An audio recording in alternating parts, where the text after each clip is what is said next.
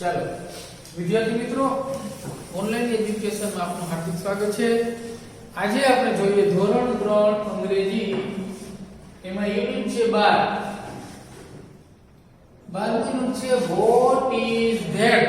આગળનું આપણે 11 માં હતું વોટ ઇઝ ધીસ, એટલે આ શું છે અને હવે આવશે વોટ ઇઝ ધેટ. પેલું શું છે અથવા તો તે શું છે. આપણે દૂરની વસ્તુ દર્શાવવા માટે શું વાપરીએ? ધેટ. અને નજીકની વસ્તુ દર્શાવવા માટે ધીસ વાપરીએ. ધીસ એટલે આ અને ધેટ એટલે તે અથવા તો પેલું દૂર હોય તે. તો આપણે પાઠ્યપુસ્તક પાના નંબર 21 ઉપર જે આ પાઠ છે, વાક્ય છે તે સમજીએ. તેમાં છે પેલું વોટ ઇઝ ધેટ. આપણે આ લખો આગળ એ રીતે વોટ એનો ઉચ્ચાર થાય vote is that. What is that પેલું શું છે અથવા તો તે શું છે. પેલું શું છે તો તે શું છે. હવે એનો જવાબ છે, જો આપણે ચિત્રમાં ડબ્બાનું ચિત્ર આપ્યું છે અને એનો જવાબ છે it is a tin. It is a tin. તે ડબ્બો છે. તે ડબ્બો છે. it is a tin. it એટલે તે, is એટલે છે, a tin એટલે ડબ્બો. તે ડબ્બો છે. ચાલો પછીનું વાક્ય છે વોટ ઇઝ ધેટ. ઉંદરનું ચિત્ર આપણને આપેલું છે ચોપડીમાં, એના વિશે છે કે વોટ ઇઝ ધેટ.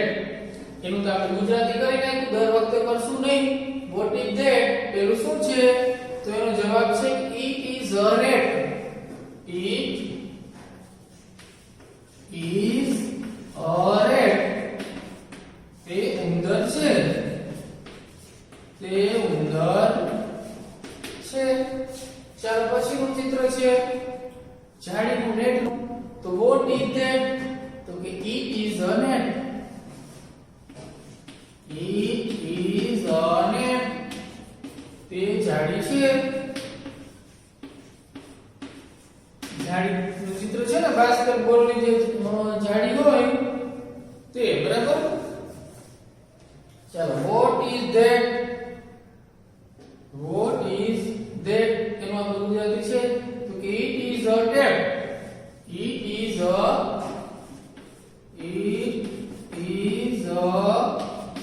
ટેપ. તે નળ છે. ટેપ એટલે નળ. તે નળ છે. ચાલો પછીનું ચિત્ર છે બંદૂકનું. દેખાય છે ને તમારી ચોપડીમાં?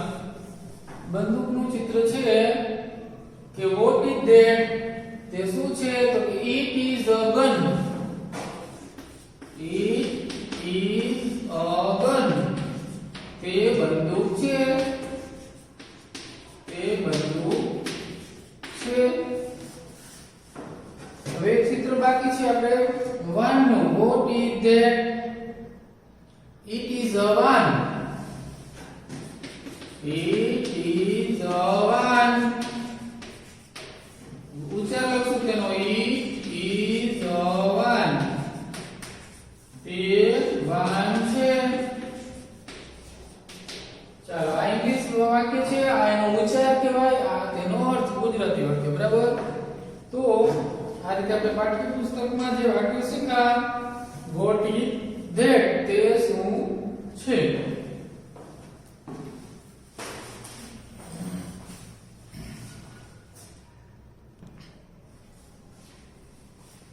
ચાલો હવે સ્વાધ્યાય પોથીમાં પ્રશ્ન નંબર 3 પાઠ યુનિટ 12 પાના નંબર 22 પર છે. તો મારી સ્વાધ્યાય પોથી ખોલજો, આ વિડિયો જુઓ ત્યારે સાથે રાખજો. એમાં આપણને નમૂનો આપેલો છે, એના મુજબ વાક્ય બનાવવાના છે. તો પેલું છે નમૂનો ટીન. તો ઇટ ઇઝ અ ટીન. તે ડબ્બો છે. ટીન ઉપરથી અંગ્રેજી વાક્ય લખવાનું અને તેનું ગુજરાતી પણ કરવાનું છે. તો અહીંયા આપણને પેલું છે ગન. તો શું બનાવશું એનું વાક્ય? It is a gun. It is a gun. અહીંયા ફૂલ પોઈન્ટ કરવાનું ભૂલવાનું નહીં. એનું ગુજરાતી શું થશે? it એટલે તે, એટલે છે, gun એટલે બંદૂક. તે બંદૂક છે. તે બંદૂક છે. ચાલો પછી એક રીતે ટેપ આપેલું છે. ટેપ તો લખશું it is a tape. is a tap. Full point. It એટલે તે, ઈજ એટલે છે અને ટેપ એટલે નળ. તે નળ છે. તે નળ છે. અહીંયા પણ પૂર્ણ વિરામ કરવાનું છે વાક્યમાં. ચાલો પછીનું છે રેડ. તો શું બનશે? It is a rat. It is a rat.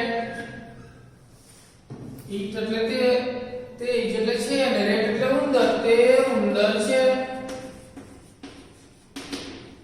ચાલો પછી when. તો શું બનાવશું? It is a when. તે વાન છે. તે વાન છે. when એટલે વાન. ચાલો પછી net. It is a net. તે જાળી. net એટલે જાળી. તે જાળી છે. આજે વાક્ય 5 છે. આપણે પાઠ્યપુસ્તકમાં શીખાતા એક વાક્ય છે. બરાબર. આમાં પહેલો પ્રશ્ન છે તે સ્પેલિંગ લખવાના છે. પીડીએફ માંથી જોઈને લખી લેવાના. ત્રીજો પ્રશ્ન છે ટેપ. નળ એટલે શું થશે? એનો ઉચ્ચાર લખવાના ટેપ. પછી ડબ્બો તો ટીન. પછી જાળી તો નેટ. ઉંદર તો રેટ. શું એટલે હોટ. અને તે એટલે ઈટ. બરાબર. આપણે પીડીએફ માંથી જોઈને લખી લેશું.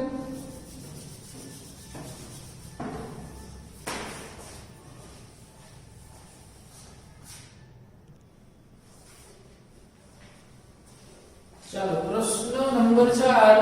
નમૂના મુજબ જવાબ લખો. જો ચોથા પ્રશ્નમાં મુખ્ય પ્રશ્ન પેલો what is that કૌંસમાં ગન આપેલું છે તો જવાબ છે it is a gun. બરાબર. એ નમૂનો છે. તો અહીંયા આપણે what is that કૌંસમાં n આપેલું છે તો શું લખશું? it is a hen. it is a hen. ચાલો આવી રીતે બીજું છે એમાં કૌંસમાં બેટ આપેલું છે તો શું લખશું? આગળનું સેમ ટુ એ જ હોય. it is a bat. it is a bat. ચાલો પછી ત્રીજું છે એમાં કૌંસમાં બુક આપેલું છે તો આગળનું એ નહીં હોય. it is a ઈ સરખું જ હોય. પાછળ આપણે બુક લગાડવાનું તો વાક્ય બનશે it is a book. it is a book. ચલો what is that કૌંસમાં કી છે તો it is a key. it is a key. ચાલો ગુજરાતી કરીએ તો it is a hen. તે મરઘી છે. it is a bed. તે બેડ છે. it is a book. તે ચોપડી છે. it is a key. તે ચાવી છે.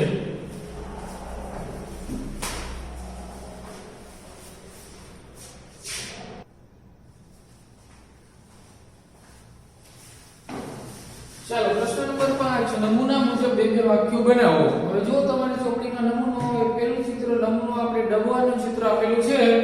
એને પ્રશ્ન પૂછ્યો છે what is that તે શું છે? તો પહેલું શું છે તો જવાબમાં છે it is a tin. તે ડબ્બો છે. તો અહીંયા આપણે પ્રશ્ન પહેલો પૂછશું કે what is that. what is that આપણે પ્રશ્ન બનાવ્યો. ચાલો બરાબર. what is that એનો જવાબ આ જોઈએ શું આવશે? ચાલો હિત બોલો કે જવાબ શું આવશે? હિત is a net. સરસ. સાચો જવાબ it is a net. ચાલો બીજું છે વાન. એમાં આપણે શું પ્રશ્ન વાક્ય બનાવશું? what is that. એ બધામાં સરખું જ બનાવવાનું. what is that પ્રશ્નાર્થી. બરાબર. હવે આ ચિત્ર જોઈએ અને જવાબ આપણે દેવાનો છે. બોલો ચેતનભાઈ શું જવાબ આવશે? બોલો. it is a one. બરાબર. સાચો જવાબ છે it is a one. Full point. જવાબમાં આપણે પૂર્ણ વિરામ કરવાનો એટલે અંગ્રેજીમાં ફૂલ પોઈન્ટ કહેવાય. અને પ્રશ્ન પૂછીએ એમાં ક્વેશ્ચન માર્ક પ્રશ્નાર્થી. બરાબર. ચાલો હવે ત્રીજું છે ઉંદરનું ચિત્ર. અહીંયા આપણે પ્રશ્ન તો આ બનાવશું વોટ ઇઝ ધેટ. એ શું છે તો પેલું શું છે? ચાલો બોલો જે આન્સરનો જવાબ શું આવશે? It is a rat. સરસ, સાચો જવાબ. It is a rat. Full point. ચાલો પછી બંદૂકનું ચિત્ર છે. આપણે પ્રશ્ન તો વાક્ય યાદ બનાવશું what is that. એ શું છે તો પેલું શું છે? ચાલો ખુશી બોલો જવાબ. ચિત્ર જોઈને શું આવશે? બોલો it is a gun. સરસ, સાચો જવાબ. It is a gun. ચાલો પછી છેલ્લું નળનું ચિત્ર છે. આપણે પ્રશ્ન તો પૂછશું what is that.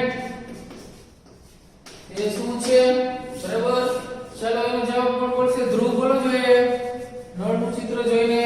હા બોલો. સાચું. It is a tap. સરસ, સાચો જવાબ. It is a tap. બરાબર. ચાલો ક્લાસમાં કોઈ બેઠું નથી પણ તમે ઘરે વિડિયો જોવો છો. ઘરે તમને પૂછું છું. બરાબર. એટલે એમ માનતા નહીં કે આ છોકરા નામ બોલે ભણવા એવા છે નહીં.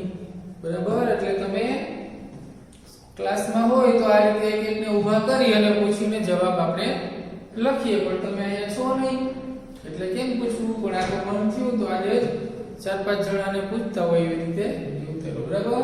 એટલે બાકીના વાલીઓને એમ થાય કેમ આ 5 છોકરા સ્કૂલે આવ્યા છે તો નહીં, આ કોઈ આપ્યું નથી.